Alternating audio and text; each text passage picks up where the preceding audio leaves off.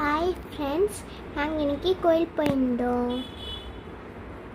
கோயிலில் சாமியெல்லாம் கும்பிட்டதுக்கப்புறம் எங்களால் முடிஞ்ச அன்னதானம் நாங்கள் முடியாதவங்களுக்கு பண்ணோம். நாங்கள் ரொம்ப ஹாப்பியாக ஃபீல் பண்ணுறோம்.